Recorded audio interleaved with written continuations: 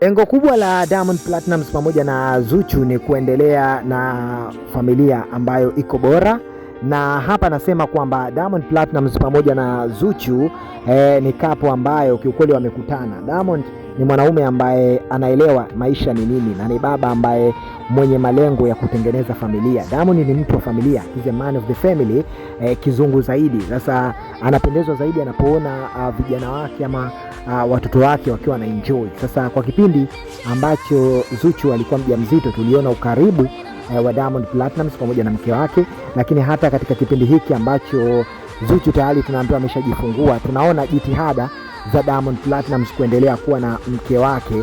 Ndio maana pia Diamond Platnumz amekuwa karibu sana, hapendi matatizo wala hataki kuona mke wake Zuchu akipishana naye.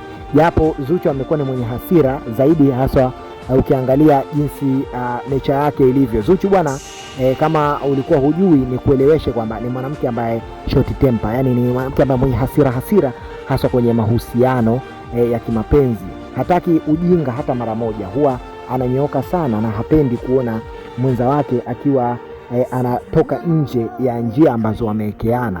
Hili ni jambo ambalo kiukweli watu wengi sana pia wamekuwa kiliongelea na wakilizungumzia kwamba Zuchu anaonekana ni mwanamke ambaye amefunzwa maisha na ana mapenzi ya kweli. So hapendagi hata mara moja anapoona kwamba mwenzake ameteleza aweze kukaushia ama kuvunga. Kwake hilo yeye ni la hasha, halipo kabisa. Kama ulikuwa unataka mahusiano na mwanamke wa design kama ya Zuchu, basi ujiandae kila muda pale ambapo unapomkosea akunyooshe ili akuweke sawa na maisha mengine yaendelee.